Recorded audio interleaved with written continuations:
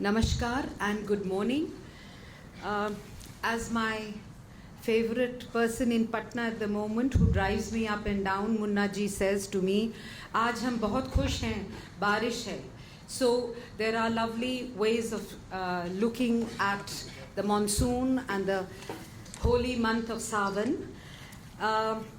There are some people who are delayed because of that, but I think we will continue in time and they will enter in, and our esteemed speakers are here. Even though I've been planning these symposiums for a long time, this undoubtedly is one of my favorite sessions.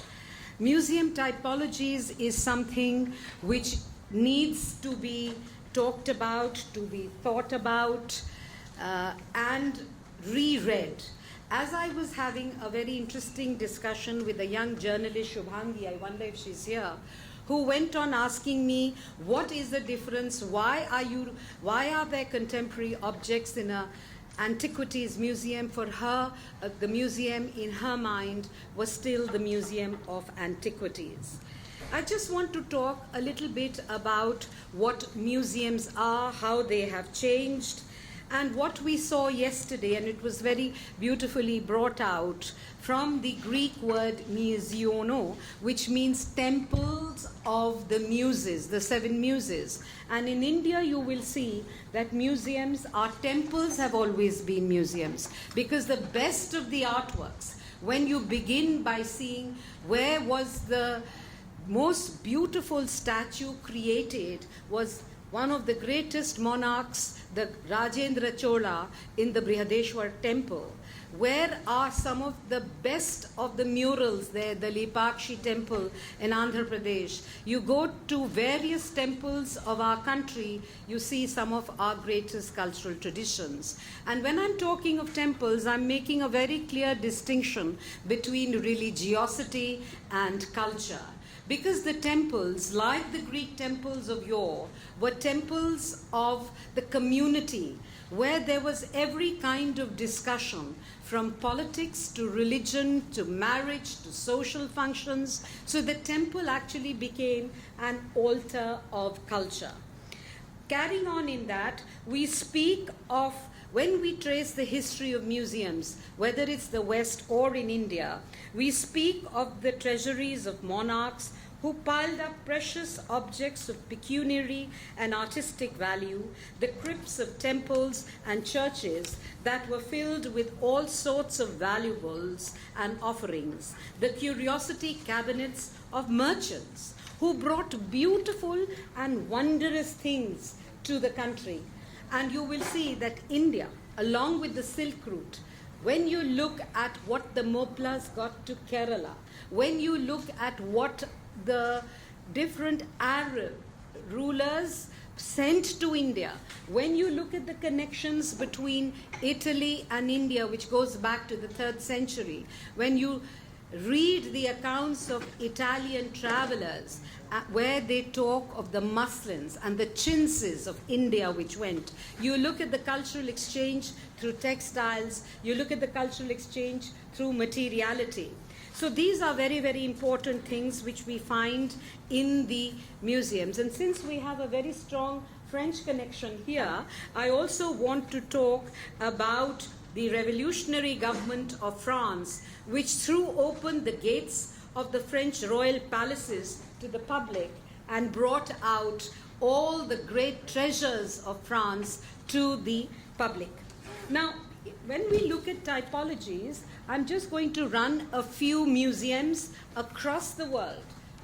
Known museums, unknown museums, and what kind of work museums and people are doing in the world of museums. From the museums of memory, from the Holocaust, to independence, to grief. There are museums of grief. So these are beautiful experiential museums, and the basic function of the museum, this is all about collecting, conserving, and researching the collections, as well as interpreting and exhibiting these. You will look at some of these images which I have selected with a lot of care, bringing all kinds of structures, spaces, content, and you will look at how the museums are changing even today. They form an entity. The museums are like the 5 fingers of the hand, each independent but united in a purpose. So you will just see. Can you see the Noodle Museum in Japan? I mean, these are very, very interesting museums. Today you can take anything and turn it into a museum. So, and these are really very, very interesting culture bearers. And what you look at is from, as I said, from our temples in India to the virtual museums which are being done all over the world. We have general museums, we have a natural history and natural science museum, science and technology, art and virtual museums. So I just wanted to give you a flavor of why typologies was so important in having a debate in a museum biennale. And that is why when Stephen was showing me the Museum of Civilization in Ottawa just about 6 months ago, and I saw the kind of display that was there in the collection of the First Nations. It was done with so much respect. It was done, I mean, if I may be allowed to say, Stephen, I saw remorse in the best possible way in the museum and the kind of work that you had done, very sensitively done. So when I was conceiving of this idea, the first person who I thought of was Stephen, because we also have similar kind of issues in our own country when we look at our indigenous population. And for that, tomorrow, later in the afternoon, we have Professor Koch from the Humboldt Forum, who is going to be talking of how we are going to take the indigenous forward. Then, when we were talking of typologies of museums, Abu Dhabi Louvre is one of the museums which I have enjoyed the most in later times. And I spoke to my friend Emmanuel and I wanted him to get me Jean Nouvel. He said that may not be possible, but I'm sure I can talk to Hala. And we had a very quick conversation, and I'm really grateful that you are here, Hala. Hala missed her flight, incidentally, coming to India. She didn't know that we needed a visa to come to India, so that was quite interesting. But she traveled all the way yesterday and came straight to the museum, and I'm very happy that Hala is here. And she's going to share her experiences of making the Abu Dhabi Louvre and a project which she's very deeply engaged with in Beirut. Hala is from Beirut, from Lebanon. She's a woman of immense resilience, which I saw in her travels. And she's going to be sharing her experiences. And that is the reason why we're doing this kind of, this is not really, I don't want to use the word symposium, this is a sharing of ideas, where they're sharing between the audience and the resource people. And then we have Bilga from the Museum of Solutions. Michael is not here, so there's going to be a presentation. And we hope to wind it up in an hour and a half. And today we want to have a real meaningful and meaty discussion after the presentations are done. So I'm going to now request, I'm going to cut out all the introductions of the panelists. They are very, very well known. I will now welcome Dr. Stephen Inglis, who's also teaching. So the nice thing about Stephen is that he is both a practitioner, educator. He has done a PhD on the potters of Tamil Nadu, speaks fluent Tamil, and we are delighted to have him here. Thank you.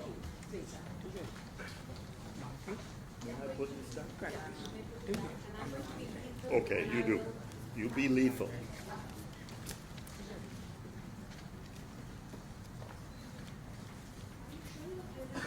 No.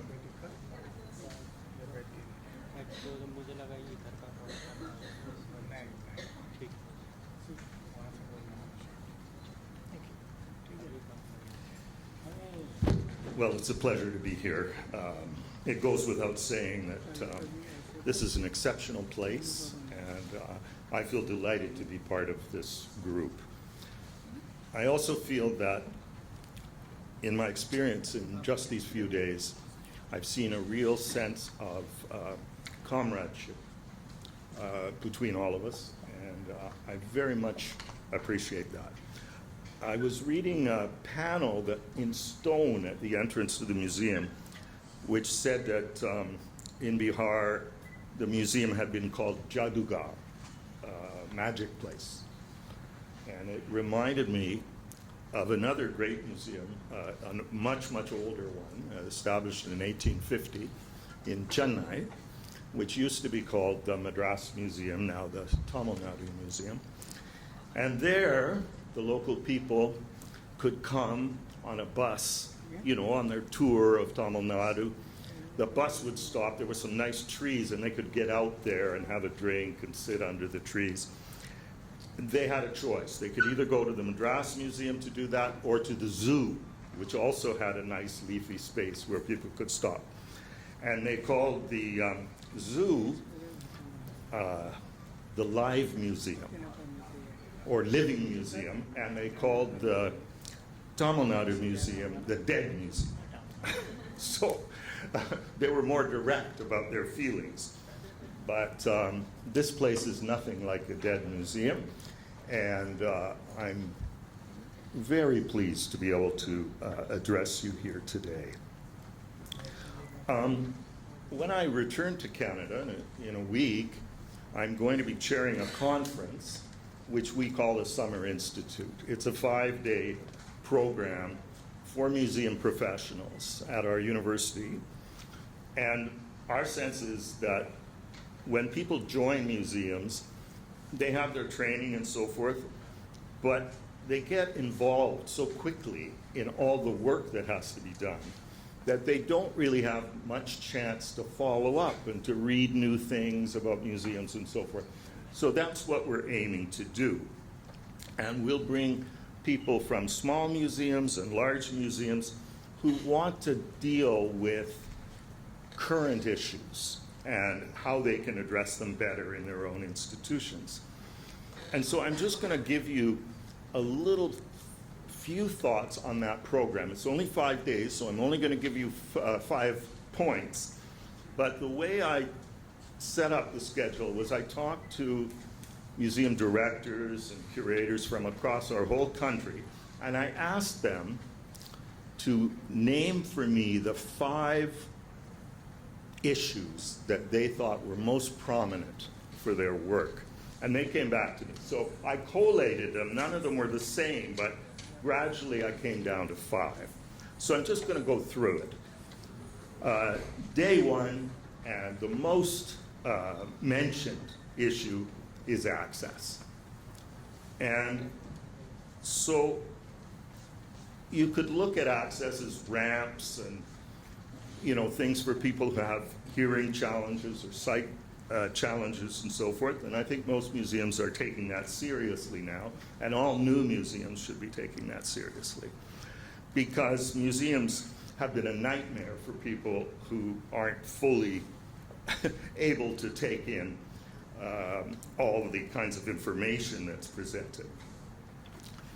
And as Dr. Lintz mentioned yesterday, museums have been the most exclusive institutions in our society. They really are very exclusive and always have been.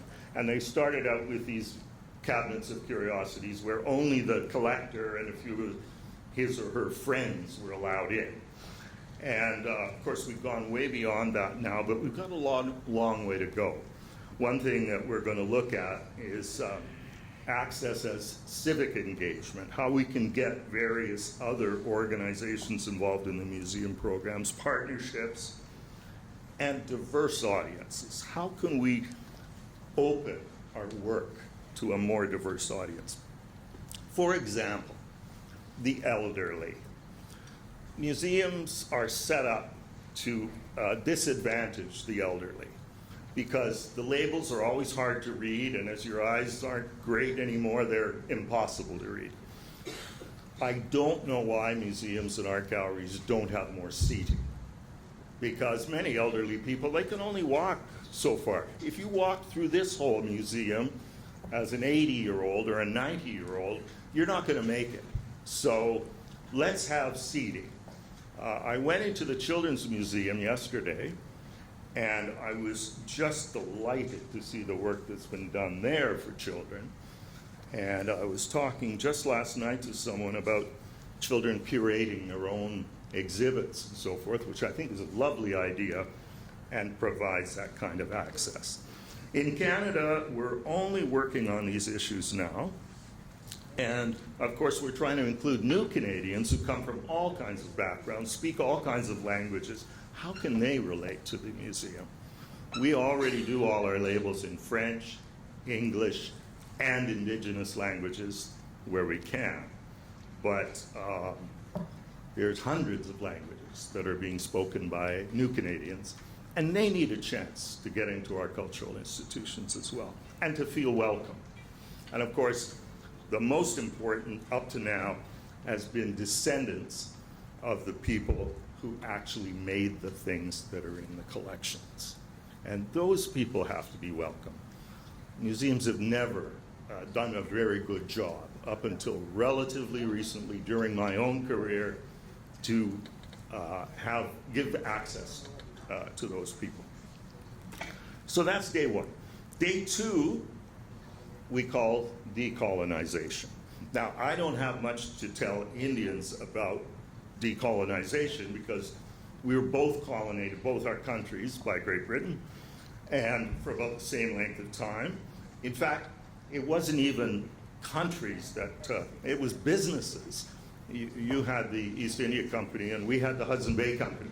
They ran our country for 200 years based on a mercantile idea. And so it's time for us to look beyond that, leave that behind. And I think our collections represent the result of colonization. We've got used to seeing pieces in European museums, North American museums, with the arms and the legs cut off and so forth. We've become so used to it, we don't even ask the question. Why are these things missing their arms and legs? Well, it's because they were bashed out of temples and so forth with, and you know this very well in India, with sledgehammers and, you know, taken in ships back to other countries. And of course, that's not an unusual experience for people in the 18th and 19th centuries. So I think we have to think about what that represents, how exhibits and programs can be decolonized first, but then also boards and staffs of museums and art galleries. They have to become more diverse. It can't just be ruling settlers who, you know, determine the future of the museum. And that means equity, it means diversity, and it also means inclusion. And I think one of the things that happened in our country, for sure, was that settlers basically stole the land of people, you know, after 200 years, they stole the land of people that had lived there for 10,000 years. And only now, those people are gaining some measure of control back over their indigenous heritage. And of course, that's mainly land. Because these were people who lived on the land, they know the land, and people came in, built dams on their rivers, cut down their forests, destroyed their waterways with factories and so forth, and never gave an idea of what their needs were. I happened to work for, when I retired from the Museum of Civilization, I was immediately hired by an indigenous nation to come up to the subarctic where they lived. I went up for 5 years, helped them build a museum, and those people built a museum for themselves, and they used the museum model, but for their own purposes. And I think that's something that's happening in our country. It's a very good kind of model because those people work with the older colonial museums in the big cities in Toronto and Ottawa. And it gives them a chance to express themselves in the new world. That's day 2. Day 3, we're going to look at leadership. And I can be quite, what you're hearing in terms of these topics were things that the curators and directors of museums identified. This is leadership in museum operations, safe and healthy workplaces, succession planning, and staff retention. It's a very important subject expertise. Well-being and cultural safety of museum staff in the midst of the power dynamics and privilege dynamics that exist.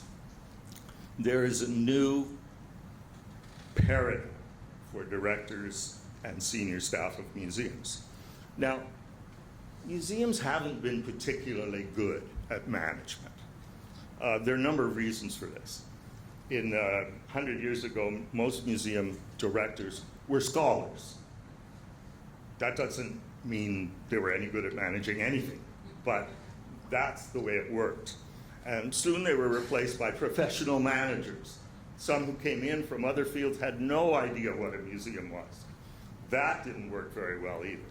So I think what we have to do is, in our museums and art galleries, we have to look at the leadership as an informed and enlightened leadership, which looks at the museum staff as their resource and works very hard to keep them working well and having a useful career.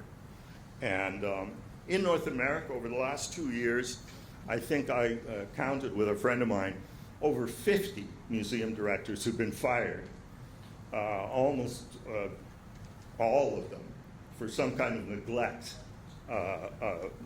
persecution of their staff, shouting at their, this kind of thing, which used to, I guess, be part of the job. But it shouldn't be, and it really can't be anymore, if these institutions are to progress and become models. And I hope I don't embarrass you by saying I've watched the way your DG works with people, and I think it's an excellent model for us on the floor, talking with people, bringing people in, and showing care for the people that are here. Okay, day 4, repatriation. We are also starting to call it rematriation, because, let's be real about this. And restitution, reconciliation, deaccessioning, which is always problematic, and the future of collections. Collections in the big museums in North America, which were made in the late 19th, early 20th century, were made by scholars for very different reasons than museums need objects. It was a scientific operation where you would collect things comparatively. So one pot isn't going to do you any good, and you need 100 pots. So they collected 100 pots. And most of the research had to do with comparisons and contrasting and then writing the paper about it. But a visitor to the museum doesn't want to see 100 pots. It's fine for them to see 1 or 2 or a little bit of variation or something like that. But what's happened is these collections have grown to such an extent that there's no museums, or very few museums in North America, that have more than about 1.5% to 2% of their collection on display. They couldn't display any more than 1 or 2%. What about the other 98% that's sitting in storage? It's expensive to look after this material. It was collected for another reason than we're operating in now. And so collections have become a big problem, as far as I'm concerned, for museums. Of course, you can continue to collect, let's say, judiciously, but these kinds of big collections and donors who say, I've got 2,000 or 10,000 pieces, this is this is not a very good strategy anymore.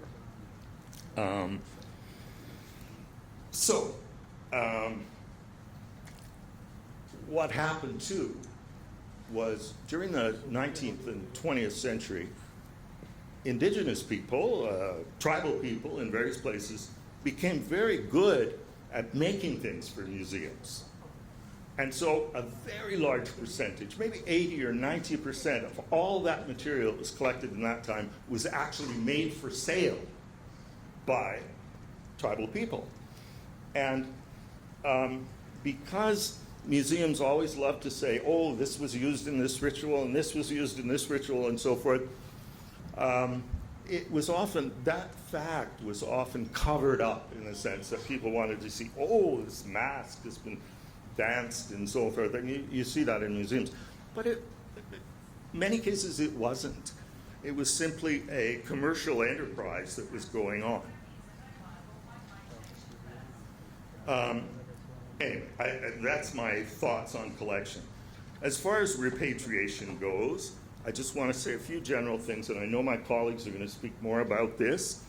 What we've discovered after, well, I think it was about 25 years or 30 years now of repatriating material to particular indigenous communities, is that what people really want are the stories, the songs, the dances, and the designs that were collected, not the objects themselves.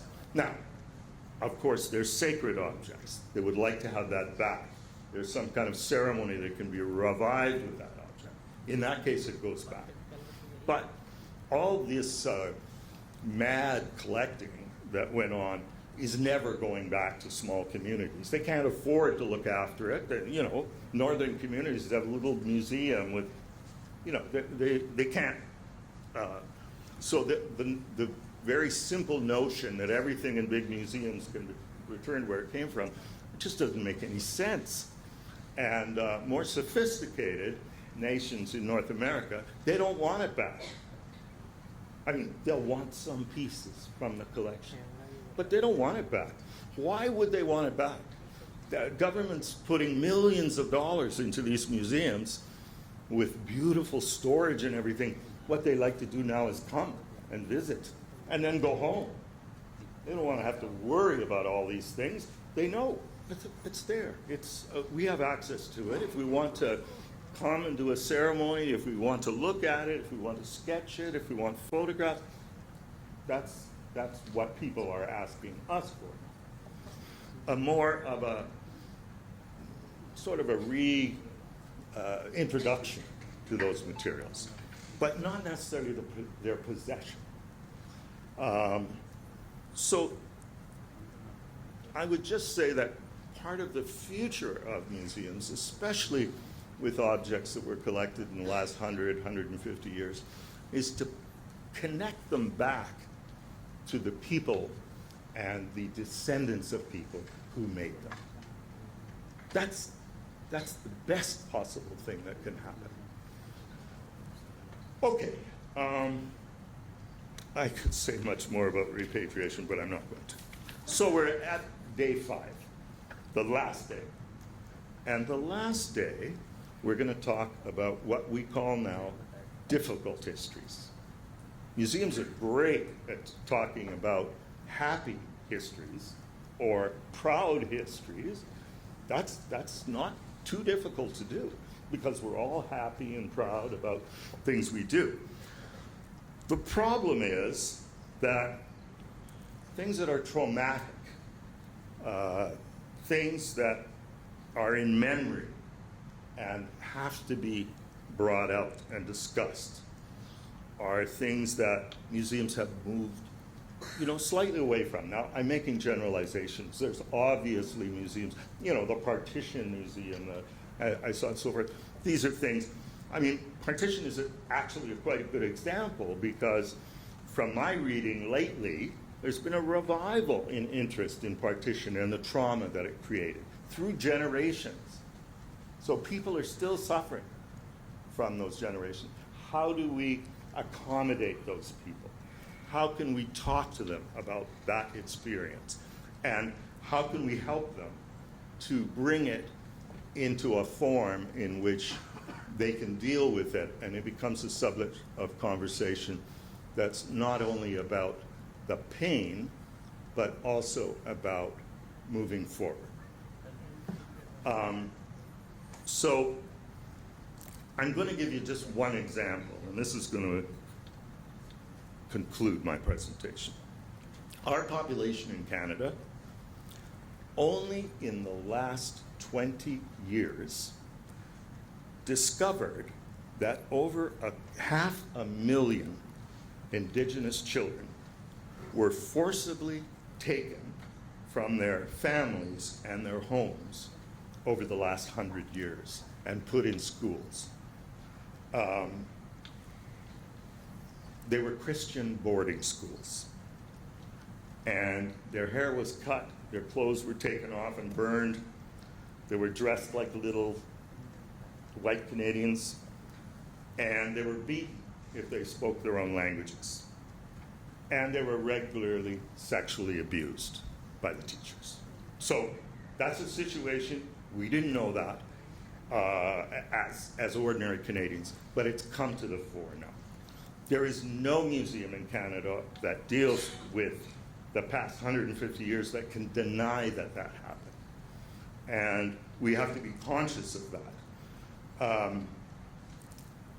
Truth and reconciliation, in the way that South Africa kind of pioneered it, has a lot of good models for us. What the government of Canada decided to do was what they called take the Indian, not India, but native Canadians, out of the children in order to destroy the traditional cultures. They all believed at the turn of the century that Indigenous people were bound to die out and just be absorbed into the majority populations of our country. They were wrong. That didn't happen. In fact, the opposite happened. There was a cultural revival which is going on now, which is spectacular. But the government worked against that in a very concerted way for the last 100 years. So that's why I say every country, every society has these difficult topics. We can avoid them, we can pretend they're not there, or we can work them into our program as a way of, as I said, reconciliation, the whole topic of memory, and this is a field that's really based primarily on testimony-oriented curatorial methods. So curators have to change from simply being responsible for groups of objects and so forth. That's all very important. But really progressive curators, from my point of view, have to be people who can work with people who are relevant to the collections that they hold. And they have to be expert at interviewing and drawing on their knowledge. Thank you very much. I hope I didn't go on too long.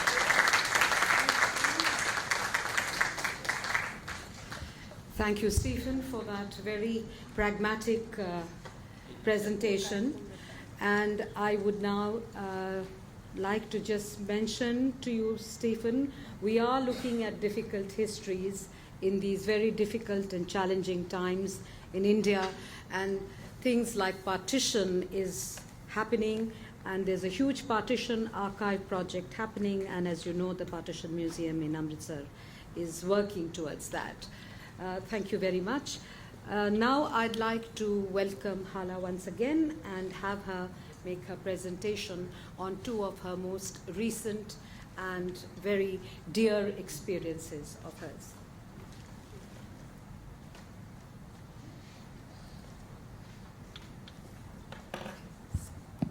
Thank you. I will be showing, so maybe it's, if you want to sit, it's better to see the screen.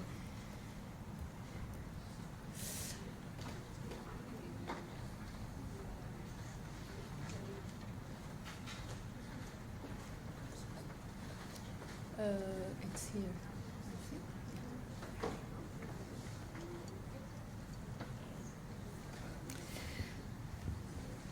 Thank you. As Alka was saying, I've been asked to share my experience of my latest, longest and most important contribution, which is the Louvre Abu Dhabi Museum.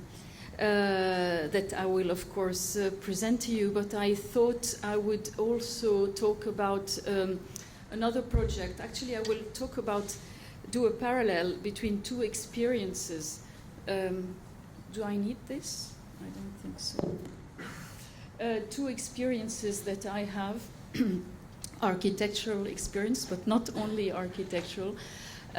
One is the Louvre Abu Dhabi, as I said, and the other is a competition that I did and won for the Beirut Museum of Art. I will talk about these two experiences that are both related to two completely different contexts. The Louvre Abu Dhabi Museum is, in context in a very large sense, political, economic, cultural, geographical, everything. Louvre Abu Dhabi is in Abu Dhabi, of course. It was a governmental agreement that made this project happen. It's a collaboration that I did with Jean Nouvel, of course, and it's in a country that is a young country. Beirut is totally the opposite. It was a private initiative. It's in a country that has a long history, and it's also a personal contribution. So I'm going to go through those two, first with the Louvre. Abu Dhabi in 2006. This is when we started. Actually, it's a project that started in a very unusual way, because it wasn't called the Louvre Abu Dhabi. When we started working on this project as architect, the Louvre wasn't there at all. It was in summer 2006. The Musée du Quai Branly, now Musée Jacques Chirac in Paris, Museum of Civilization, was just opening, and the people of Abu Dhabi were looking for, it was the time where they were looking for doing in this their country something very new, and they asked. This is Abu Dhabi, and we're talking about Saadiyat Island, facing the old town of Abu Dhabi, the town of Abu Dhabi city. And they were asked where there is nothing. There was absolutely nothing there, just the sun, the water, and the light.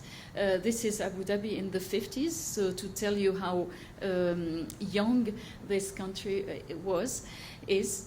The government of Abu Dhabi called director of Guggenheim at the time, Thomas Krantz, who had done earlier the Bilbao Museum, and with all the success of bringing an architect, which is Frank Gehry, to do something very new, and that put this museum, so a contribution of architecture to a place and with the collection.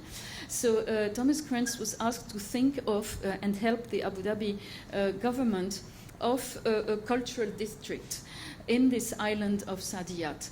So he with a firm, I think it was SOM at that time, did a master plan with 5 big institutions, 5 museums, and proposed 5 architects to work on this. Frank Gehry for a Guggenheim museum, Zaha Hadid for a performing art museum, and Tadao Ando, Japanese architect, for a maritime museum. And there was also a classical museum, which was proposed to Jean Nouvel. So at that time, it was a classical museum that we were doing for Abu Dhabi. There was this idea to do also a sort of canal, a sort of Venetian type of master plan along this canal, an idea of doing a biennale, pavilions, etc. So we started with this. And to go back to the context where, again, Jean Nouvel likes to define himself as a contextual architect, where we need to work very specifically with a place in all sense of the terms to make sense in a place. And what was very useful when we started is that we knew, and this is the picture, what our neighbors had already done, because if not, you start with a white page, there is nothing, and to know what the other had done was useful. So as you see, there was this big proposal very high from Frank Gehry for the Guggenheim, which is under construction now. And Zaha Hadid project is now put on hold, as well as the Maritime Museum. Now there is the Sheikh Zayed Museum that is in the middle, built by Norman Foster, and it's almost achieved. The idea, I mean, how do you start with a project without having any, we didn't have any program, we didn't have any details on the content. We knew it was a classical museum, and the first idea was to do not one building, but a sort of neighborhood of different places where people could come and enter, and every room would be a building. It's knowing that the operator wasn't identified. To tell the story, the first time where we visited the site, we were in the helicopter because there wasn't any bridge yet. So you could either come by boat or by the air. And the person with us in the helicopter was the director of the Hermitage Museum. So we didn't know. We thought it could be a British museum, and we didn't know. So there was this question of flexibility, that there could be an adaptable concept for a future operator. And so we did this, of course, inspired by all the identities of the place. I mean, as you saw, it's a place where you have a lot of sun. Sun is and humidity. You're on the water. So all these constraints that are very strong for artworks, but also for people, to work with the geography of this place, the history, the climate. So the first idea was to put something on the sea, very in relation with the two other structures, very horizontal, to build this city, reminder of Arab cities, because we're in an Arab country, a white city, like you find, with a little sort of labyrinthic plan or urban plan, with places where you can, streets, large, narrow, where you had roofs where you could go up. So all these places where you could go not only as inside but also outside. And to protect this with, and to create in this exterior space a microclimate. And this microclimate would be created by a big roof with a very strong symbol of Arab architecture, which is the dome. And this dome would come to create a shadow in this exterior place where people could walk. And this dome is a very complex invention. I will show you how we designed it. So you have here your four, at that time, institution, the Guggenheim, the Louvre. So it's in the composition of this skyline. You have those two high level buildings, and the Louvre Abu Dhabi, which is low, that's on the water. It's like an island in the island. It's like a sort of archaeology, as if it existed always there and that it emerged from the sea. and from the ground. There is this idea also of this big dome and cupola that looks like floating magically. It is a very immense structure and heavy, but you never see how it is held. So there is this what we call the aesthetic of miracle, and so all the technique is hidden. And this idea to do also what we call the rain of light. So this superposition of various cupolas together with this different perforations and this very strong sun that exists in Abu Dhabi created various plays of shadows and this ambiance of very special light which changes all the time. So these are drawings that are 15 years old, were very from the very beginning, and that were our starting point for building this museum. So all these drawings, again, we didn't know what was going to be in the museum, so we put art outside, like those statues, classical statues, mosaics. I'm showing this because there is a big strategy after of external artworks that we had to deal with. So in these pictures, we were showing what we knew could come into a classical museum. Which are mainly sculptures, and this idea of this white museum on the sea. We presented this, and it was very well welcomed by the Emiratis. And what happened 8 months later, so we're in February 2007, we learned, like everyone through the press, that unprecedented agreement was going to be signed between France and Abu Dhabi. So what was happening, and we didn't know for the year before while we were traveling, working, is that secret negotiations were taking place between the governments to sign this agreement of the Louvre Abu Dhabi, which is an incredible collaboration. It's public. It's a $1 billion agreement, with which almost half of it was for the name of the Louvre Abu Dhabi, and the rest is for the French to offer their expertise in all fields for, of course, building the museum, building a collection, 600 artworks, which would be acquisitions and loans, and a collaboration of 12 big institutions in France, in Paris mainly. It was going to be a universal museum, going from antiquity to contemporary art, with the contribution of the Louvre, the Centre Pompidou for contemporary, the Musée Guimet for everything, all Asian art, Musée du Quai Branly for all the Museum of Civilization, Cluny for the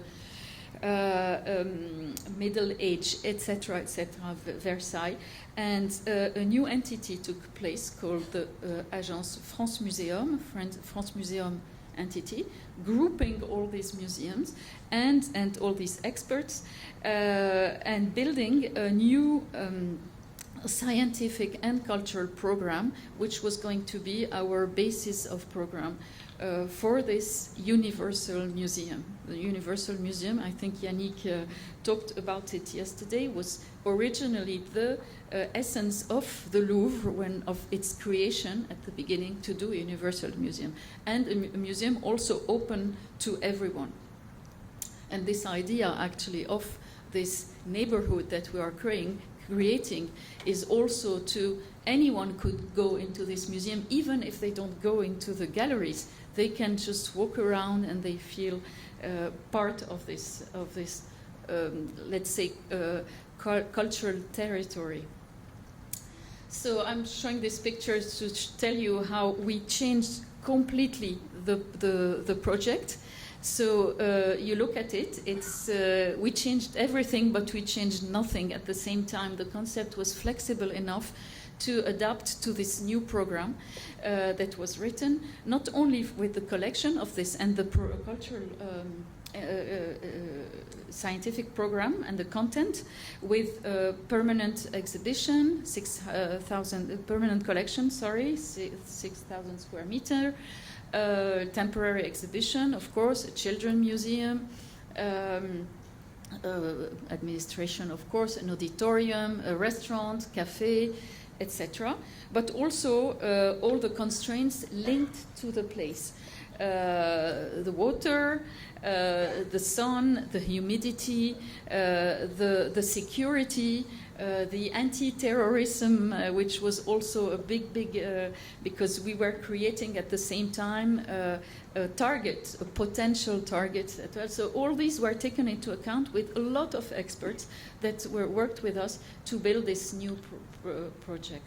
So yeah, I was talking here is, as you see, in red is all the permanent galleries. So it's this, at the same time, chronological but trans-civilizational. So you start from antiquity, you end up with contemporary, and in your route you put together and you see together works that come from the same period but from different civilization, whether it's Asian, India, Japan, China, or South American or European civilization that very often didn't knew each other, and very surprisingly artworks that are very resonate in a lot of ways, one with the other. So this is the idea of this permanent collection. Then you have this big box of the temporary exhibition, which is ongoing with a lot of contribution, and the France Museum is still contributing to making this. It's a 30-year agreement that was extended another 10 years, so it's ongoing now. The Children Museum, very important, and of course very important also is the storage that I will talk about. So just talking about architecture, this dome is also a very challenging architectural piece where we had to do. It's 180 meter wide, and it's holding only on 4 points. I will go quickly on this, not too much on the architecture, because I can talk very long on this. Just to give a scale, we were just putting it on different places in Paris. For those who know the Louvre in Paris, there is la Cour Carrée, the Cour Carrée, just behind the pyramid. And by complete chance, when we were looking at how to give a scale, it was exactly the same size of the Cour Carrée. Now we say we did it on purpose, but it's not exactly true. The columns that hold these are hidden into buildings. You don't see them.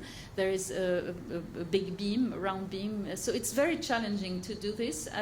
We had big contribution from, of course, structural people, environmental people to make sure the climate was good. And also to design this, going quickly, we went into all the different patterns and we used them not just in an aesthetic way, but we were driven by constraints of the climate to put, as you see, we did determine some zones where people walk, where we wanted to be more shadowed, where we would, other zones where we would wanted to be more open, and all this was done with, at the same time, very empirical way of working with models, but also very big technology with softwares that were invented specifically to achieve this environment. This is a mock-up that we did at 1 to 9,000. So we tested in Europe, we tested in Abu Dhabi, we tested with the real sun of Abu Dhabi to see how it worked. Sometimes what we were calculating was confirmed, sometimes was we had surprises, like the way, this is the Sheikh's Sultan, who was our client at the time, and testing the light. Here, for example, we realized by making this model that everything that we calculated from the sun above was working, but what we hadn't imagined is the pollution of the light coming from the sides. So, and this is very useful and to see these tests, because we adapted the project in ongoing with our studies. So the dome is made with this big structure with 10 different layers that screens the sun, and that creates this rain of light. We started in 2009. They wanted to start construction when we hadn't finalized our building, but there was this target to finish as soon as possible. So also very complicated to build on the water. So we filled the land. The water was pumped for years during the construction. It looks already like this archaeological field. Actually, there was this crisis in 2009 where everything stopped for several months. But this allowed us to test also the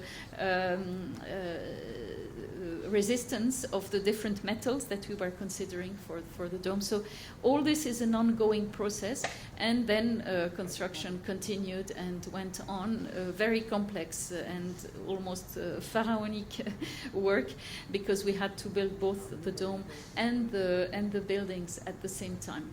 I'm going quickly on these pictures, but I like to show them because a museum is not only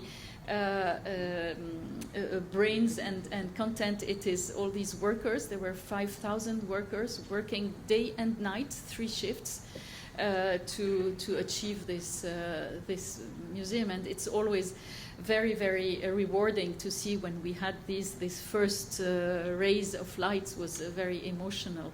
And this is the building completed now with the different views. I'm going through it because I'm going to go back to the collection. But it is very important to understand that we have also, it's not only an interior, it is interior and exterior. And every room, you go from one room to another through different vestibules, and you always have, it's again a museum that belongs to the place, to the country. You always have the consciousness of the place. You know you are in Abu Dhabi, and this building, as it was conceived, could never be built elsewhere. It is really belonging to its place, to its history, to its geography, to its climate, and of course the content. And you have this new technology. This is all the buildings are done in a high performance concrete, which you can mold in different, and this was impossible to do 10 years ago. So it's all again something that is a very contemporary way that is used in a historical environment. So everything that is technological is hidden. It's all these black places. This is the administration building, and I'm showing all these different surprises of light, which sometimes that are dotted, sometimes that are in rays, that you can see.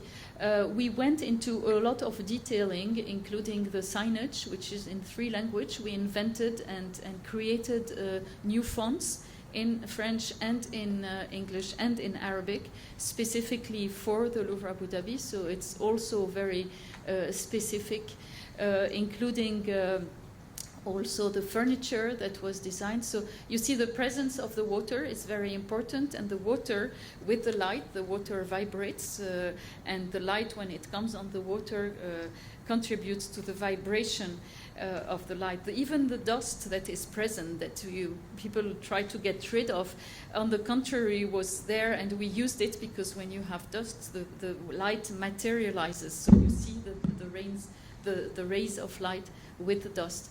This is the way we captured the light from the side. So we densified these edges of the entrances. You see here the different. What is surprising in this building is whether you see it in winter or in summer or morning or night, you never see it twice the same way, and you have these different vibrations of light that are created and that are very surprising. Again, the people walk in this exterior part of the museum. This is the furniture that I'm showing very quickly, but to tell you that we did a sort of total design completely adapted to the place, including some chandeliers that we did, for example, for the restaurant, that were designed in reference to the chandeliers of the mosques that you find in different places, and that were done in a collaboration with the Mobilier National. So we in Paris, which is a very famous institution, and that contributed to create those very specific chandeliers for the restaurant. The permanent galleries, which was the heart of the Louvre Abu Dhabi and the heart of the agreement. And to tell you, so it's 6,000 square meters, and you have 23 different rooms. And every time you go from one room to another, this is the five. There were 3 wings, done into chronological, like antiquity to Middle Age to 16th century, then 16th to 19th century, and then the modern 19th, 20th, 21st century. And every room is different. So from this city that is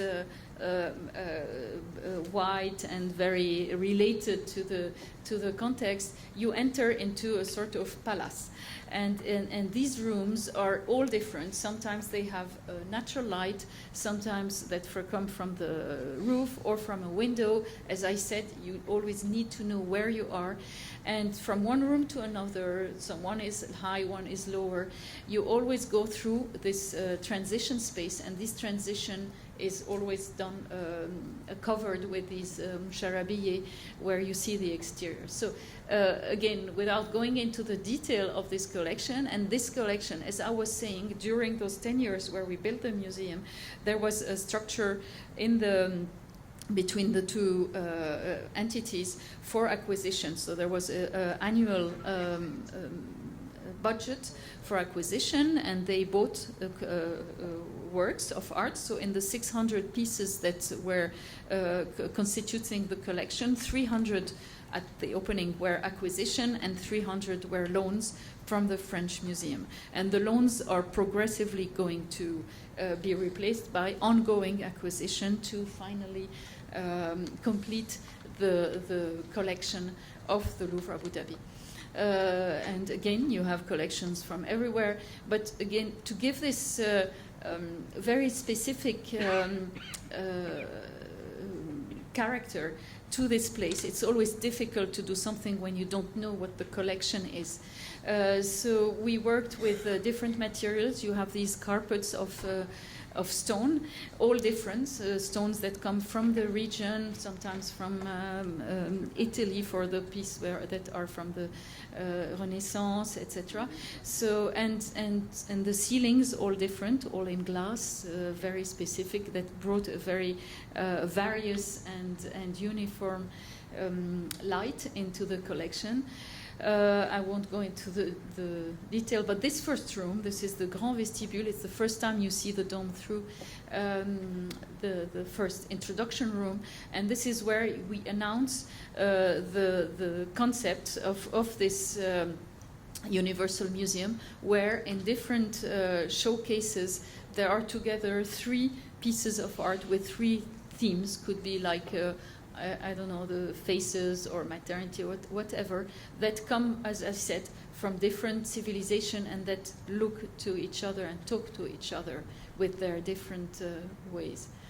I'm going to take you through this chronological visit here with the different pieces. We worked on all the showcases. All the scenography was done also by us, with 3 main materials: the stone, bronze, and very flexible, sometimes oversized showcases because of the flexibility that was going to come. Of course, this natural light that could be filtered, and there was a lot of work on this, the way we filtered the light. This is the Greek part. These are tombs that come from Phoenician tombs.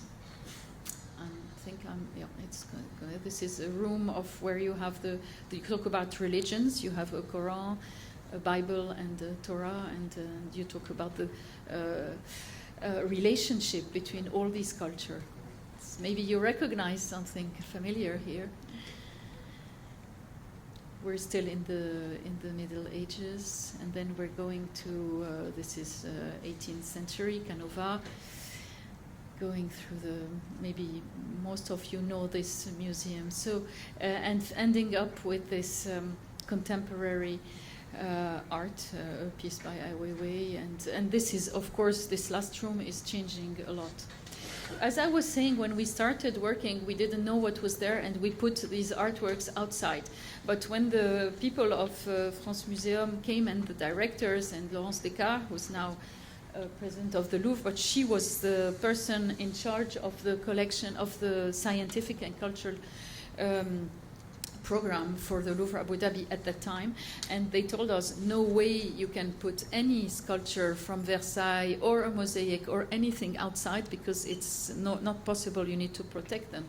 So the only way we could do that, to put artwork outside, is to do a commission contemporary artists that would do specific art for the outside. And there were two artists that were chosen, is Giuseppe Pennone from Torino and Italy, and Jenny Holzer from New York. And so Giuseppe Pennone worked with the collaboration of Manufacture de Sèvres, which is a manufacturer of porcelain and ceramic, and he did a piece, and he did this tree, bronze tree outside, sorry. This is a collaboration that he did with the manufacturer. So it's part of the contributor is the manufacturers of, as I said, Mobilier National and Sèvres. And Jenny Holzer did this big wall, 3 walls that are in relation with the content, so of the different places. I'm showing this quickly, but it's very important, and this we do a lot when we work, is to include contemporary artists or even artisan craft people to contribute with us at the very beginnings of the work in the building. So it's not just pieces that are showed in the building, it's pieces that are part of the architecture. Here is an Ottoman fountain that comes from Damascus and that we managed to put outside. So I was saying 2 contexts, from Abu Dhabi to Beirut. In 2017, there was a competition to do a museum in Beirut of modern art. It's a private initiative, and the site is on the Damascus Road that, as the name says, goes from the port to Damascus, facing the National Museum. So, as I said, also, I come from Beirut. I lived my first 20 years there, and I came to study after in France, but this competition was very important, and to think of how we could address a museum in this place that is very charged of history. Beirut in Arabic is the plural of Bir. Bir means the well. Start with digging, which is the first act of construction. We find water and we do a well, and with this well we do a garden. Beirut has been since years with all the speculation, all the old houses were unfortunately disappeared and their gardens disappeared. So I was trying to give back a garden to Beirut. So again, to make a place that is completely popular, where anyone could come, not only to see artwork, but to enjoy a public space. So the museum is another layer. It's the red part, just because Beirut, as every old cities, you find a lot of construction and strates, des couches of civilization in the ground. Everything you find Roman, you find Byzantine, you find a lot of things in the So this last layer is the museum, and I wanted to also mark this territory of art with a big sign, a vertical sign, which is a campanile. I called it the campanile. As you know, in Beirut there are a lot of mosques and churches, bell houses, minarets, etc. This was a sign of laïc, let's say, but to call to culture. So it's again just a garden. The museum is around, and this vertical structure, 120 meters high, with a complementary program to the existing, the original museum, with cubes of its 12 by 12 superimposed, and ending up with a belvedere, and also playing with the elements, the wind, the sun, the water, with all these references and the stone from Jerusalem and all these essences that you find in Lebanon. A very important part. I also asked to artists. This is Mona Hatoum, who, but also Etel Adnan. So I worked with different artists also to incorporate their works in the places. The auditorium, which is not just a room, but which I extended in an outdoor amphitheater, because people could also do performance outside. It's a program that doesn't exist in Beirut. You don't have places to do this. You have them in Baalbek, in different places outside of Beirut.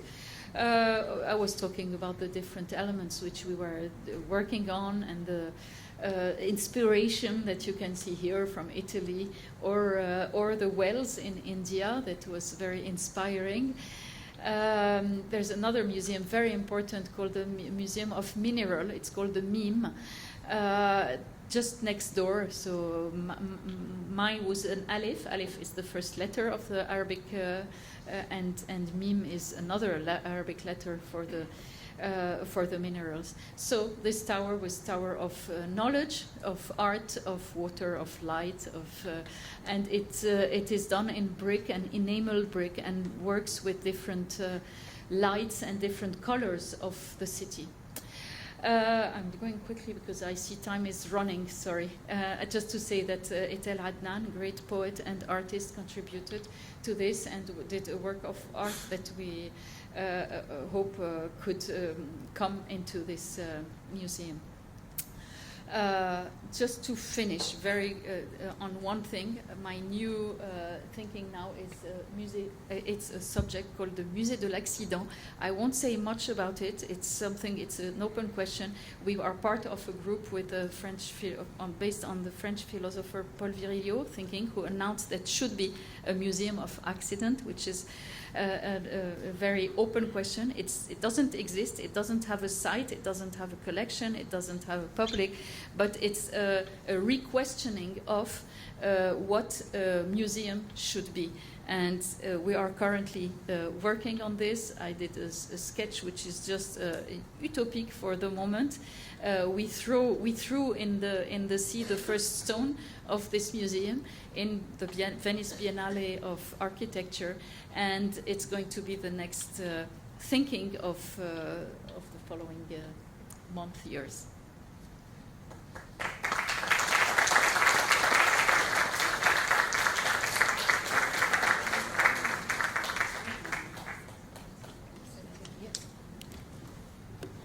Thank you very much, Hala. Thank you very much, and thank you for ending on that wonderful note, because that's exactly what we are trying to do here at the Bihar Museum, to look for solutions for the future. And you've already given us a peek into what you are trying to do with a museum, probably which has no space, which has no place. Maybe it's in the mind. Thank you very much, and thank you so much for taking us on your journey on the way, the design philosophy in which you have created these two beautiful experiences. Thank you very much. I'll now request Bilwa from the Museum of Solutions to make some opening remarks on the presentation of the director of the museum, who's not here. And hopefully it will be 20 minutes, and then we open it to the house so that you are there to ask questions, to Hala and to Stephen. Maybe we can come down and then come back.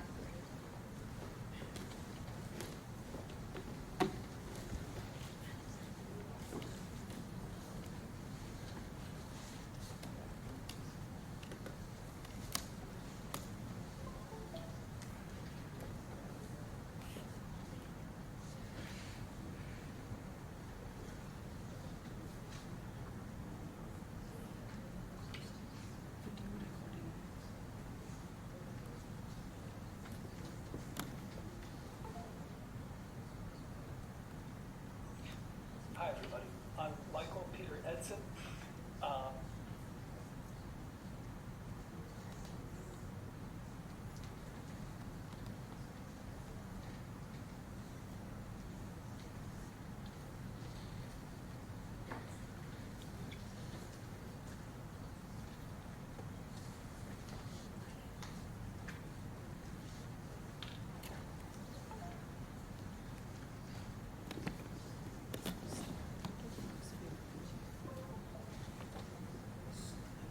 Hi, everybody. I'm Michael Peter Edson.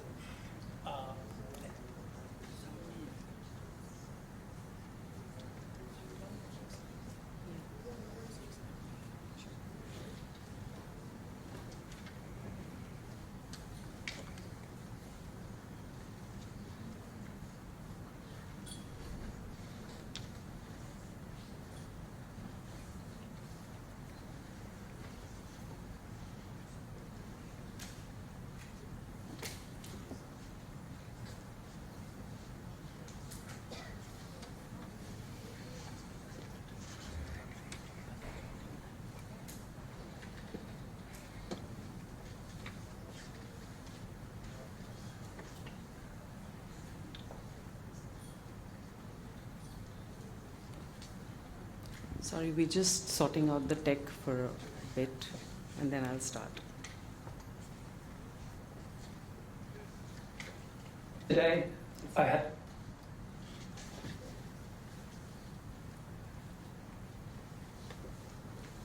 A very good afternoon, everyone. My name is Bilwa Kulkarni Poddar. I'm the Director of Programs and Outreach at the Museum of Solutions. We're a new museum, an experiential children's museum opening up in Mumbai in 3 months' time, and very, very excited. This is, in fact, our first public presence in the museum community.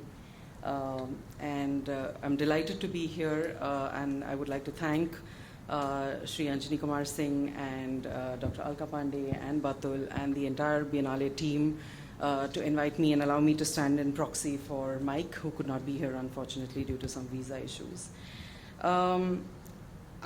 Mike is, of course, here virtually, and he's going to talk about the Museum of Solutions and the larger context of it. I just wanted to put in some context before I pass it on to Mike.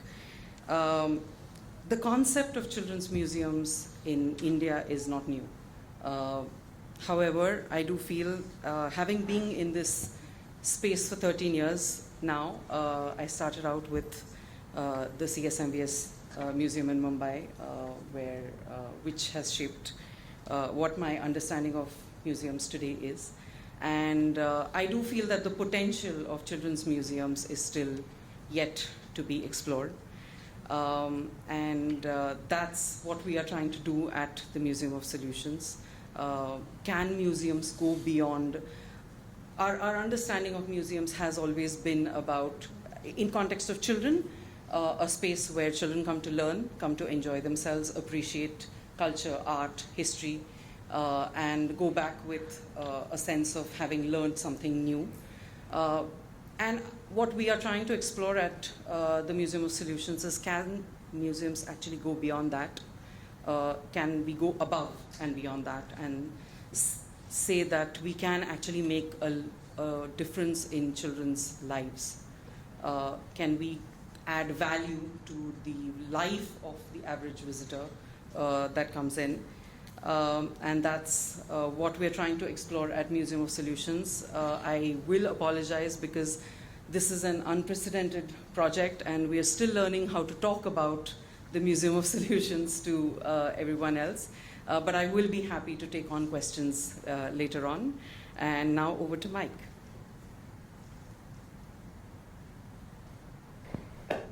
I'm waving hello to you from Washington, D.C., but I hope you're having a wonderful symposium. Well, Peter, hi, everybody. I'm Michael Peter Edson, and I wish I could be with you today.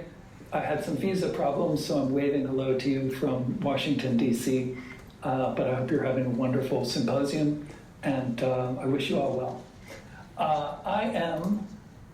I've been in the museum business for 30 years. My first job was cleaning plexiglass cases at the Smithsonian Institution, $10 a case, one of the best jobs I ever had. And I worked in exhibition design and exhibition lighting design, and wound up founding new media and technology offices for many of the Smithsonian museums, and eventually became director of web and new media strategy for the entire institution. The world's largest museum and research complex in Washington, 29 museums and research centers, plus a zoo, 137 million physical objects, quite an amazing place. I also was the co-founder and associate director for the Museum for the United Nations, UN Live, a new startup cultural institution designed to catalyze global effort in neighborhoods and kitchens and communities around the world towards accomplishing the Sustainable Development Goals. I've been a digital cultural strategist and a consultant around the world, and I'm now the recently appointed director of the Museum of Solutions in Mumbai. And my wonderful colleague Bill Lapotter will be speaking to you next about specifically some of the work she's doing there as Director of Education. So, I was thinking about this talk over the last few days, and this idea that we're at this changing moment in museum craft, the definition of what it is to be a museum, what it means to be a museum worker. And I was remembering that when I was very young, maybe 7 years old, my mother found a beehive hanging outside the kitchen window, great big beehive. And she had 3 young children, and this was before the time that you could open up a cell phone and Google, what do I do with a beehive outside my kitchen window?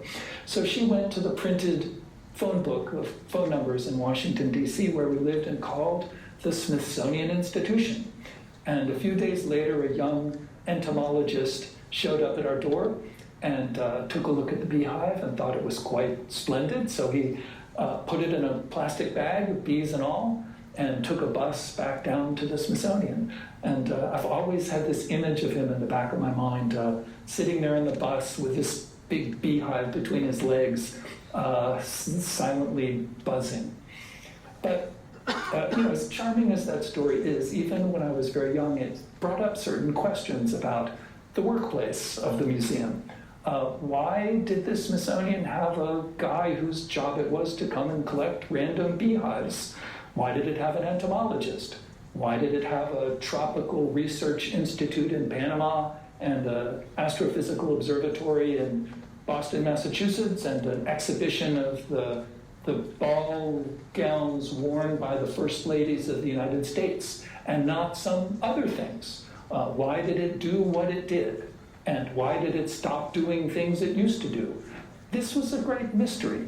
And I've realized over the years that we all, in any profession, you carry around with yourself an inner dialogue with your practice, with your sense of professional training. You come into the work in the morning, someone asks you to do something, you sit down at your desk, you're having a little conversation about what is normal for a museum professional, what is normal for a museum educator, what is normal for a museum director.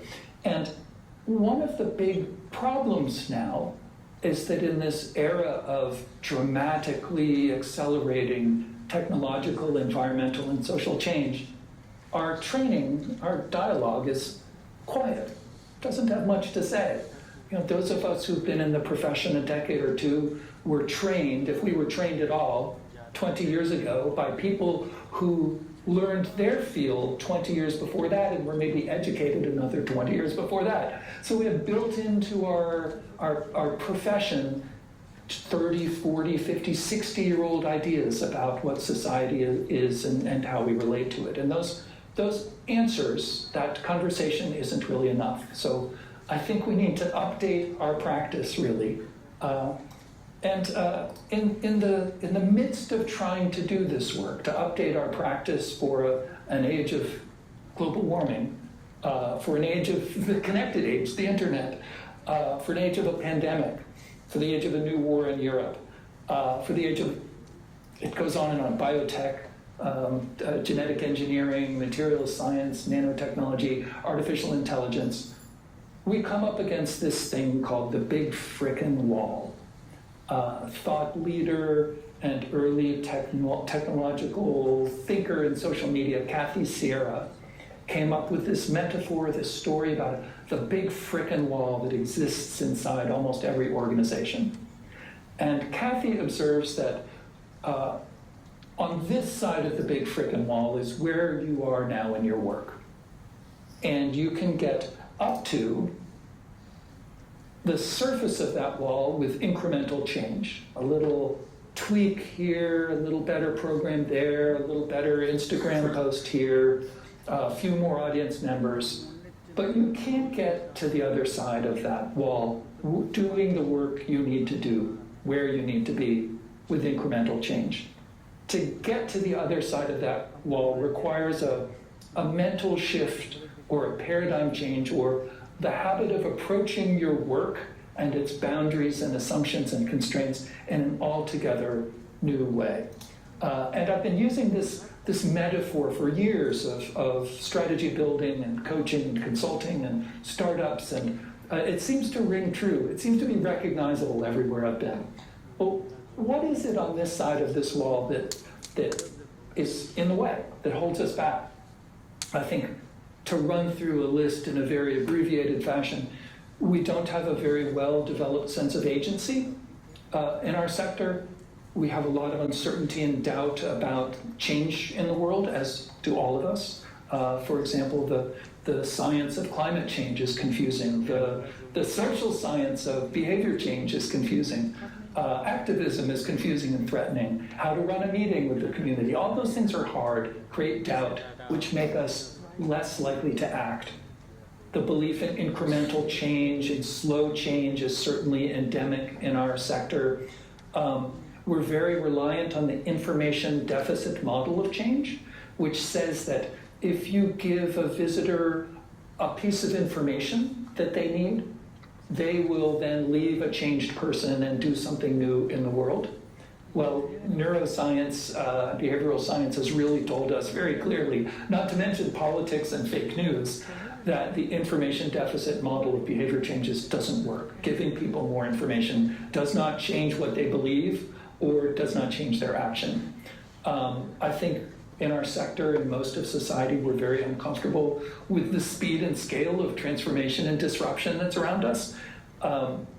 We are not friends with the world of action, activism.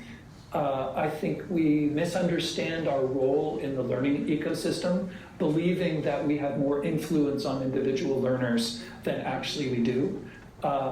And finally, I think of this little idea from Clay Shirky, a media theorist and thought leader in his own right, who said that institutions are like frozen decisions. You can't have your workforce, your museum sector, coming into work every day to reinvent the business from first principles. You need to take some givens and freeze them down so you can work in a coordinated way. But the problem is, when you freeze down too many of your assumptions, for example, what a museum exhibit is, what our relationship with our audiences is, who the experts are, then you're not able to really react and thrive in a world that's moving faster than you are. As I'm working during the pandemic, finishing up my work, creating the vision and mission for the Museum for the United Nations, I get a call from this wonderful young woman, Tanvi Jindal, who is founding this, hello, Mr. Edson, can I speak for a little bit with you about this museum I'm trying to create, the Museum of Solutions in Mumbai. And from the first time Tanvi and I spoke, I was completely hooked on her vision and her foresight. I mean, here was this person who had already conceptually leapt across the big frickin' wall that was holding so many cultural institutions around the world back. The museum is going to open in November of this year, so it's really moving fast. It will be funded by the GSW Foundation, 100,000 square foot space in the heart of Mumbai, an experiential children's museum with a sort of the mission of inspire, enable, and empower children to make meaningful change in the world today. This project is located, as I said, in Mumbai. The exhibit's themes are set in the context of the city's culture, systems, community, and biodiversity, but it's also in many ways a global initiative, globally connected. Children, young people, and their communities everywhere are caring about the same things and are looking to each other for inspiration, examples, empowerment, allyship, and support. The institution, Tanvi said in that wonderful phone call 3 years ago, focused and guided by the Sustainable Development Goals, with the pillars of boldly child-led, rooted to reality, and radically inclusive. And that last one in particular really meant a lot to me, coming from a project in a city with 22 million people, 60–70% of whom are under the age of 18. Furthermore, since I've been working with the founding team, starting back in 2020 when I fell in love with the project, this ethos of really a deep love and respect and care for young people and their communities, their caregivers, their teachers, their parents, their families, and their collective futures. The museum is very real. I'll step through some pictures that show you how real it is, although these are back in October. It's quite a bit advanced since then, the entrance lobby of the museum. The team is very much using design thinking and prototyping and human-based solutions to plan through the museum. A wonderful 10-story structure designed by Bombay architect Vineet Nikumba.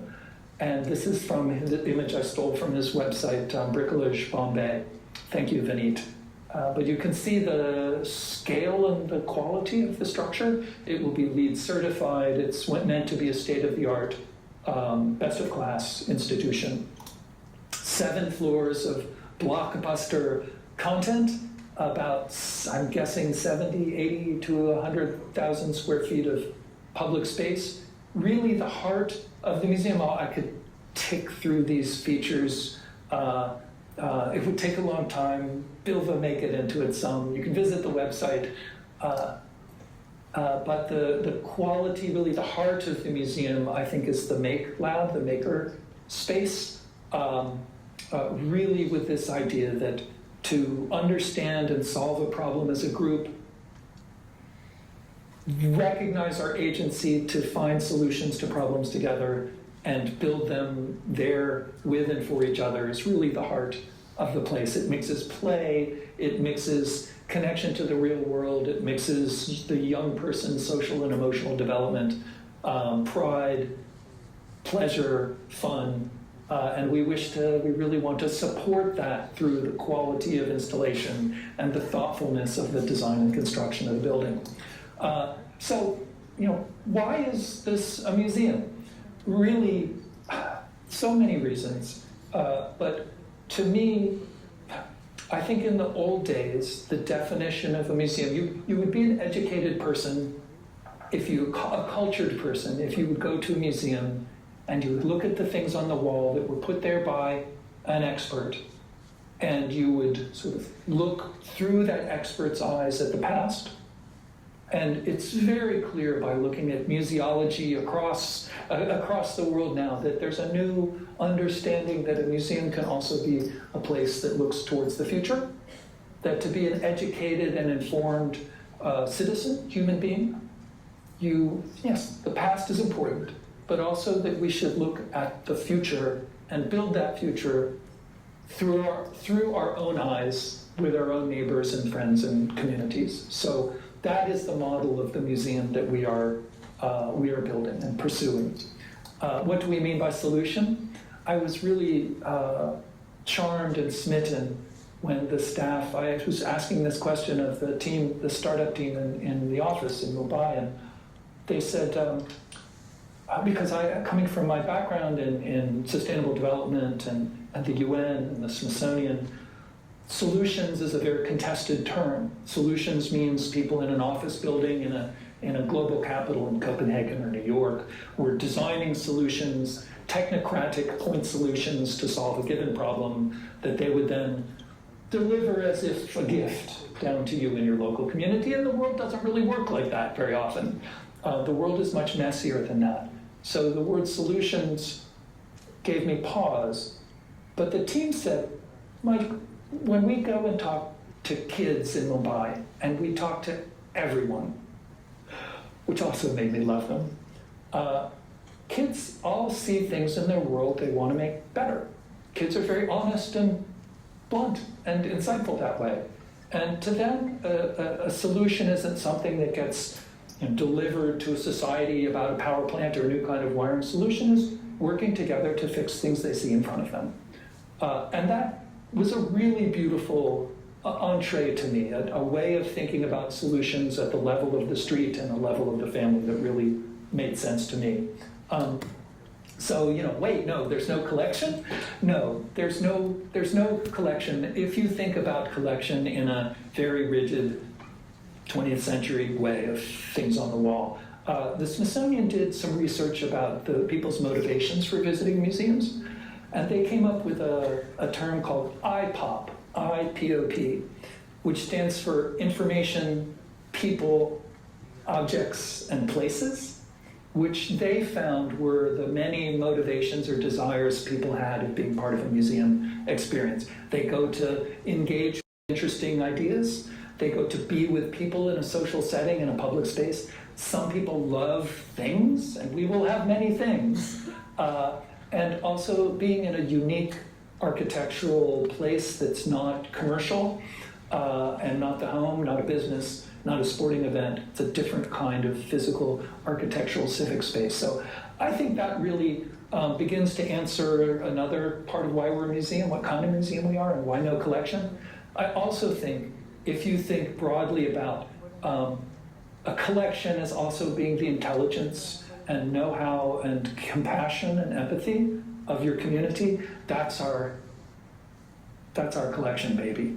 The intelligence and daring and verve and imagination of the young people of Mumbai and their families and communities is the kind of collection that I want to be a part of helping to create. I mentioned the Sustainable Development Goals. Laced throughout our thinking in the museum. We have a long way to go with that, and I think we'll be looking to you, the visitors, community, and young people for guidance on how to proceed there. Why young people in particular? Because we're at a moment when society needs to start doing things differently, and young people are a reservoir of imagination and energy. Because of the rights of future generations, young people have a right to a future and need to be supported, and as they learn to empower themselves. No society can afford to waste the potential of its young people, because human potential is evenly distributed, but opportunity and training and support is not. Because young people don't magically become intelligent, well-rounded adults when they become of age to vote and start families and work.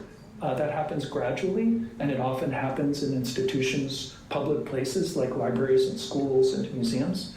And because society has trillions of rupees, tens of trillions of dollars and rupees invested in the institutions to support young people in their development, but many are underperforming. And like the museums that I think are stuck on this side of the big frickin' wall, I think the way that we educate and serve young people in society definitely needs new ideas and a new infusion of energy. Certainly the people who work in that space deserve that as well. I think I'll finish with a little quote from Tanvi that I thought really captured the essence of the museum very well. Tanvi said, "For more than a decade, I've held on to the belief that learning should be meaningful and fun for all children. And so when I dreamt of Muso, I dreamt of a space where children were inspired, enabled, and empowered to make meaningful change in the world together today." Muso is a bold vision, backed by the courage and belief that children don't need to become adults to be change makers. This is our gift to Mumbai, for every explorer, dreamer, and innovator, for all children, families, and educators to come reimagine our world together. Thank you, Bilva, for the presentation. I'm inviting all the three panelists, Stephen, Bilva, who is representing the Museum of Solutions, and Hala. So it's open now for you to ask questions. Any questions to any of the panelists? If there's anybody who would like to.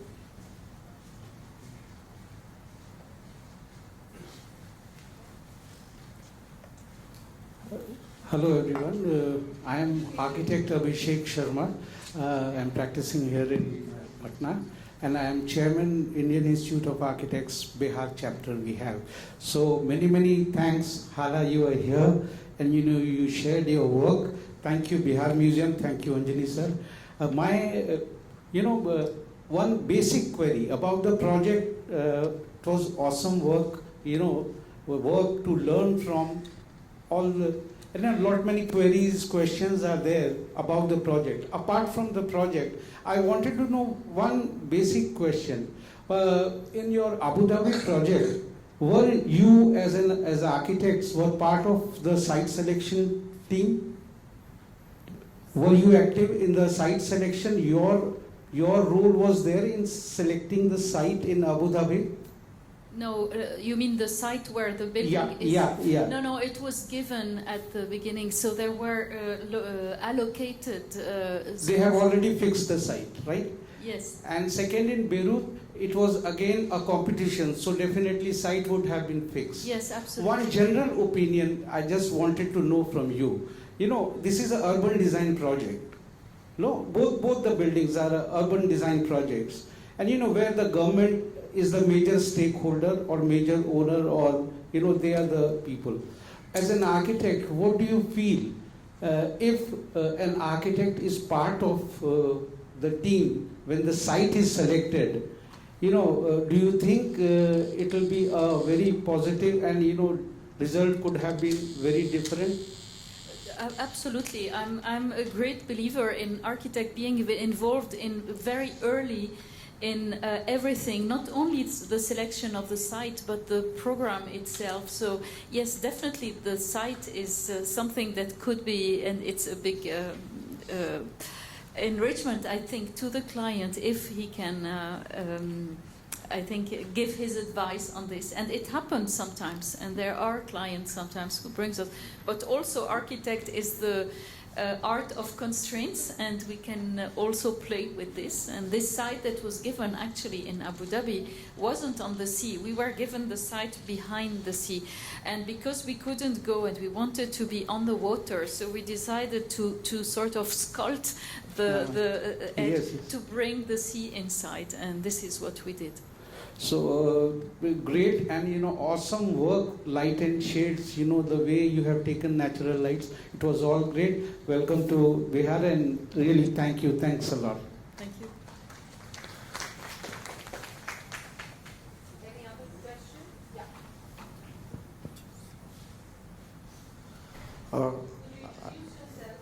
Yeah. Myself Rajesh Pullarwar, I'm an artist.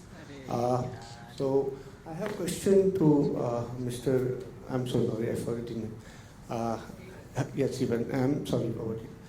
Question is, we are very much liking about the sad song in India, and this is because we have good lyrics, good music, and that make us sad.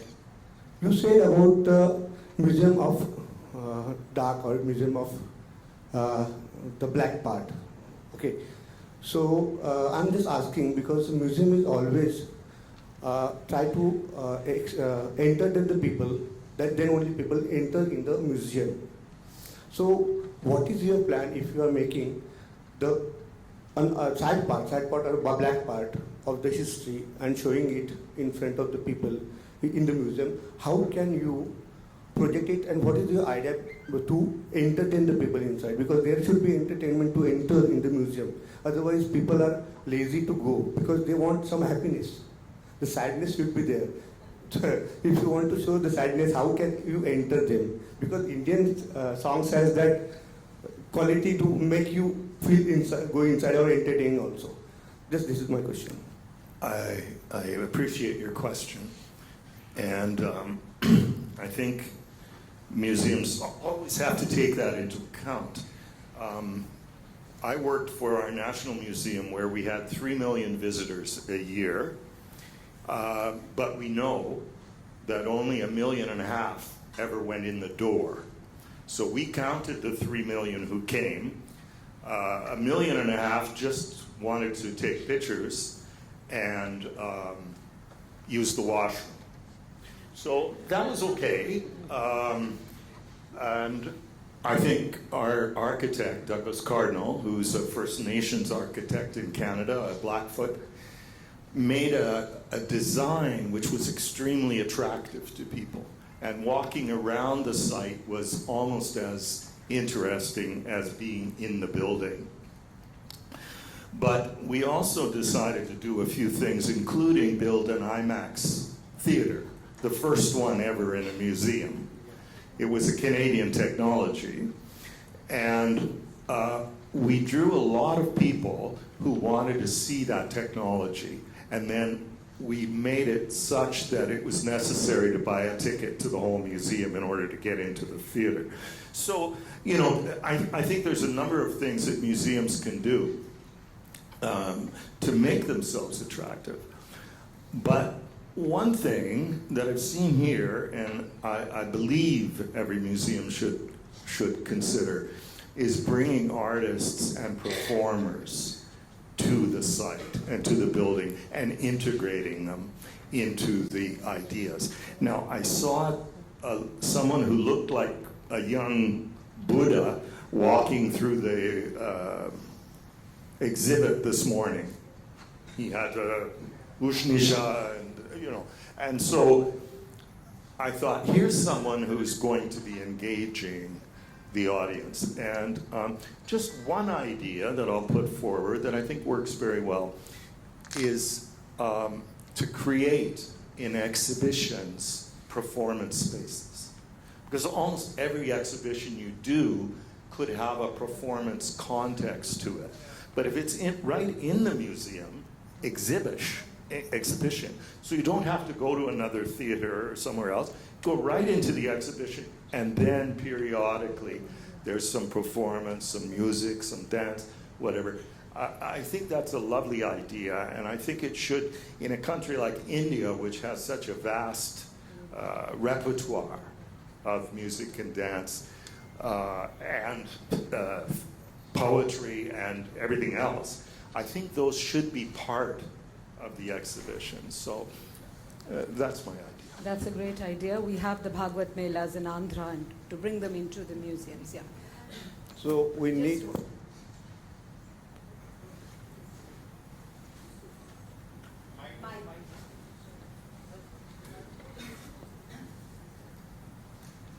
After that.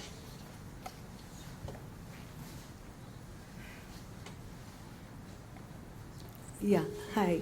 Enjoyed the presentations thoroughly. My question is actually a little... Introduce yourself. Yeah, I'm Chitra Narayanan from the Hindu Business Line. I'm a journalist. What I was saying was that the spaces that you've shown, Hala, in your presentation, they are like, I mean, they're like no short of Taj Mahal, the kind of buildings that have come up. So my question is, are the new museums so extravagant that they are they are overshadowing the displays, the exhibits. I mean, will people come to see the space? Like even this space here, the Bihar Museum, what a beautiful space. I mean, I would come just to see the space. The exhibition, are they going to take, like, they're going to take a back seat to the space? No, certainly not. It's both. It's not one or the other. Of course, when we are to exhibit the pieces, we are totally respectful, and nothing should take over to the pieces. So outside is outside, and when you enter, you're totally dedicated to the pieces and the art. So you can see in a different way the museum. You can visit the exterior and the architecture, and not only the architecture but the light. It's all about light. But when you enter into the works, you see it. So it's different ways of seeing, and also this idea not to see it once, but to give the envy to come back and see it in different ways and see different things every time. Can I just pass the mic?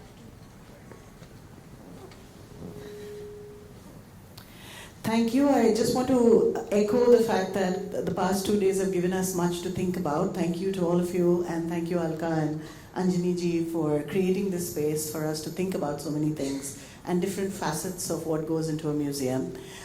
So, Hala, it was great to see.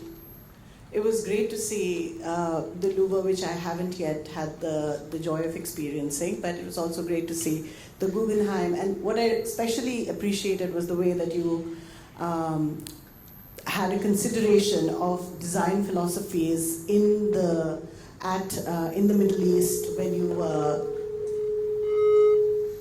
and how you integrated that with contemporary architecture. So that was really inspiring to see, especially the chandeliers. That was really fantastic. And Stephen, to what you said, and also what the conversation that happened yesterday, this whole idea of how do you make a museum space, especially that are showing collections from different cultures. One of the things that always happens is that museums have art historians, and the art history that's always referred to is the Western art history. And across South Asia now there are pedagogies that are completely ignored. Western pedagogies are the only art history pedagogies that are considered. So for Asian museums or for collections that are from Asia or specific countries that have such a rich history, not just pedagogies of written histories, but also oral histories like you talked about. I think, would you consider starting to have referring and educating museum practitioners to start referring to other histories and learning about other art histories and centers of pedagogies besides Western ones? Thank you for the question. I actually had a short conversation with Lars this morning about the way people see things. And it's a sort of a standard of cultural anthropology that people look at things differently. And even within India, with the diversity of peoples here, people are looking at things differently.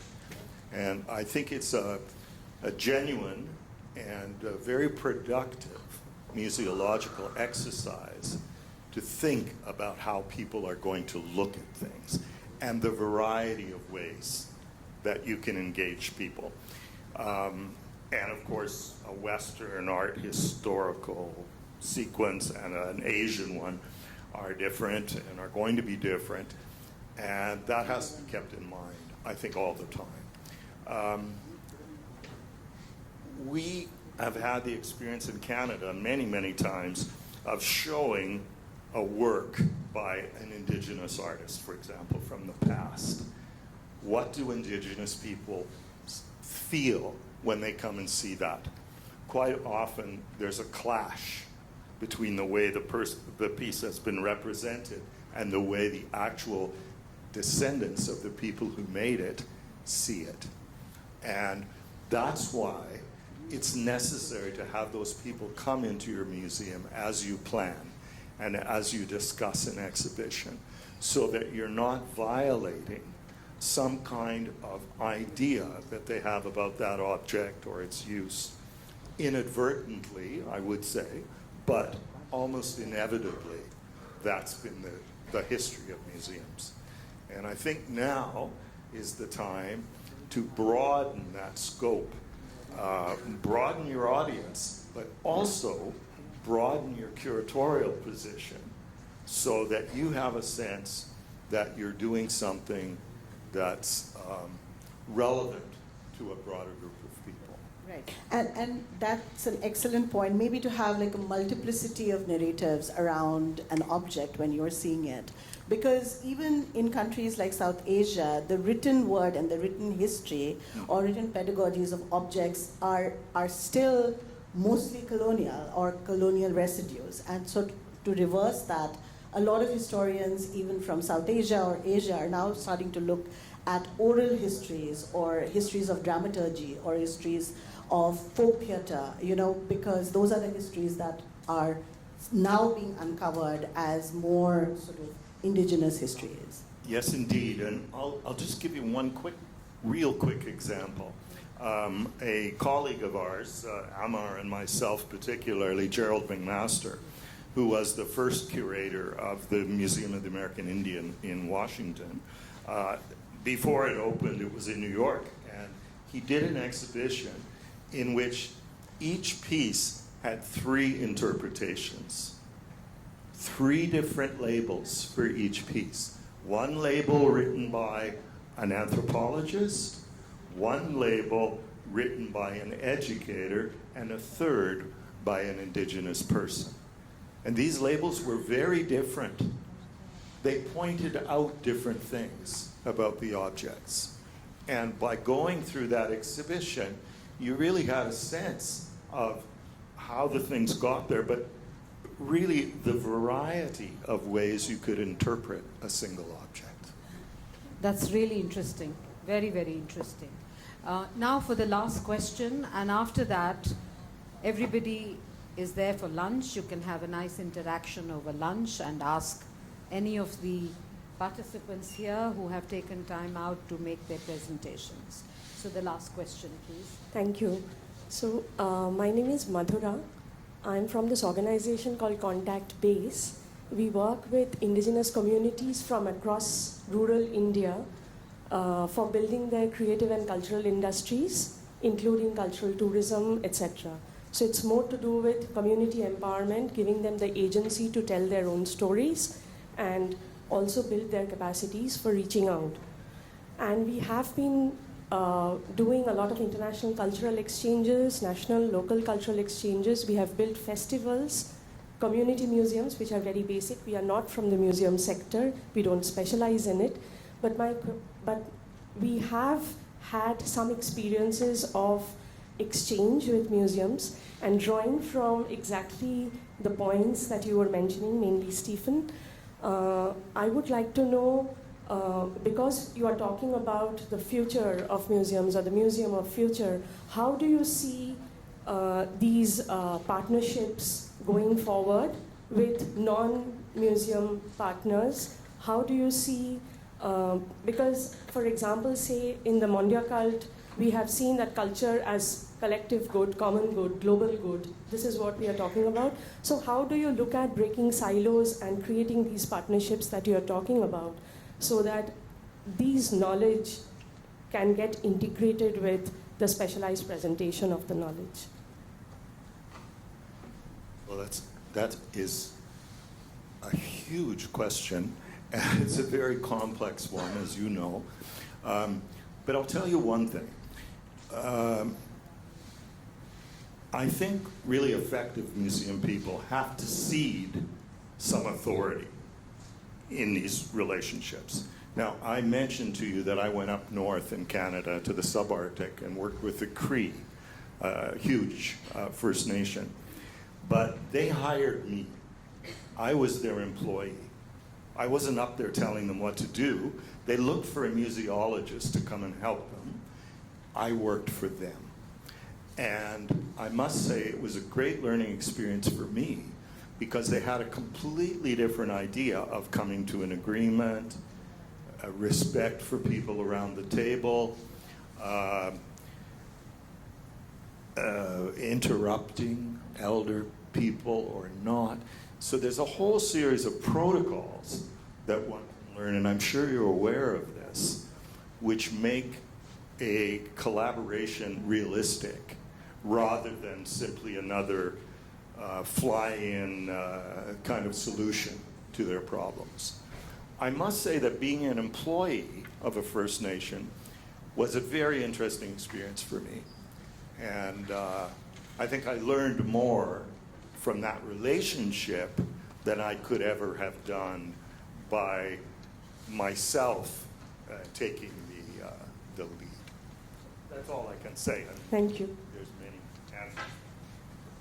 Thank you. I'd like to thank our panelists, Stephen, Bilwa, Hala, for this lovely morning that we've had looking at typologies of museums.